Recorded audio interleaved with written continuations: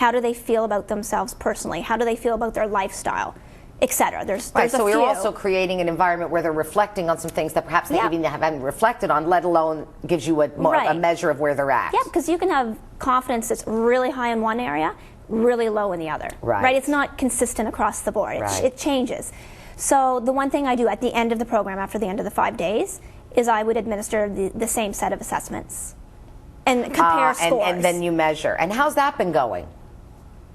Very good. Very, very positive. Right, so they're saying I've improved in this area, the area that was like a zeros, maybe a 4. Yep. That's the kind of things you're seeing? Even if it goes up 1 point, 2 points, you know, that's an indication that, wow, look at the progress you've made in only 5 days, because it is only 5 days. So think if you were applying those principles for a month, 2 months, 6 months. Right. It can continue to go up. Can I, just because we're going to have to take a break in a minute, but when I come back, I want to ask you a couple of questions about why those numbers. Sure. I am a little curious as to, like you said, 3 to 1. Yes. In terms of an instructor decline. So I'm very interested in that. Sure. So we're going to take a very short break here on Inclusion Revolution. And when we come back, we're going to be joined by Natasha Chestnut.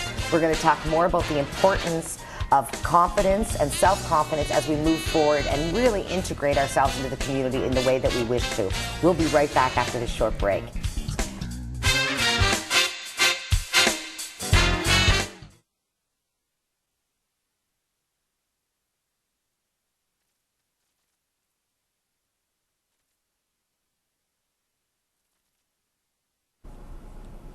Welcome back to Inclusion Revolution, where Tova Sherman, your host, and Natasha Chestnut is joining us from Reachability. We've been talking about the importance of confidence and self-confidence, especially for those of us who do live with disability and have faced a great deal of stigma throughout our lives around what that all means.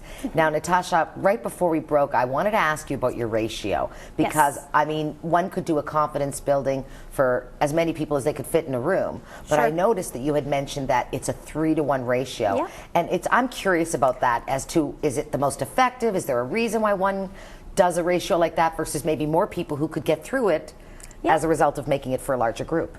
Sure. Well, one of our philosophies is many services to the few, and I think that's really important. When I'm working with 3 people, you know, it's a good enough number that there's some group activity and they can share stories and learn, you know, I'm not so alone. But it also allows me to really give some one-on-one attention to really address some of the key issues going on. Because like I said, if it's a room with, say, 20 people, you know, I can talk about tips and this is what you need to do, try this, and that'll improve your confidence. I don't know if that's really going to get into what's affecting them personally. Right. Because they're coming from their very own different experiences, and having that smaller ratio really allows me to tap into that. And you're not doing one-on-one because, as you mentioned, it's very important also to still have some of that exposure to other people and other issues, and again, that plays into some of the stuff that you do. Yeah, and I would do a one-on-one if it was an accommodation and deemed necessary in order for that person to come and do the course. Yeah. So you're flexible in terms of that, but you try to stick to your numbers as part of like a plan, essentially, to allow enough sharing but enough individual work in that 5 days. Yes, because that's very important. Right. Now, what I want to know is, so they're coming in for 5 days. What I thought was really interesting that you explained to me earlier before we came on was the fact that so many people come in and not just with the term lack of confidence, but actually a complete lack of awareness that they have any skills or any you know, particular stuff that would be relevant in a workplace or even in just getting out there and volunteering. Yeah. How does someone address that? And is that what really has been happening? They just don't see themselves as having any skills? Yeah, that's definitely the case quite often. Not all the time, but it definitely happens. Or I'll ask, you know, I usually will ask that to clients on the first day, you know, what do you feel some of your strengths are? And you're right, a lot of people, they can't answer that. Either they feel they don't have any or they just don't know. Can you define for me just the difference between strengths and skills? Because I'm not sure I know. Yeah, I think that gets a little misconstrued too. I think what a lot of people, when I ask that question, they're thinking skills. So they're thinking things that I can do and do really well. So, you know, maybe it's driving a car or painting or, you know, something like that. It's tactile, we can see it. Right. And to me, strengths are a lot more than that. Strengths involve partly that, but also, you know, our personality traits. You know, maybe you're really good with people. Maybe you're really compassionate. Maybe you're a really good listener. Those are strengths. Also looking at your interests. A lot of people don't realize there's so many transferable skills. from your interests. So you could have hobbies and have some skills in that are transferable to other areas on your life.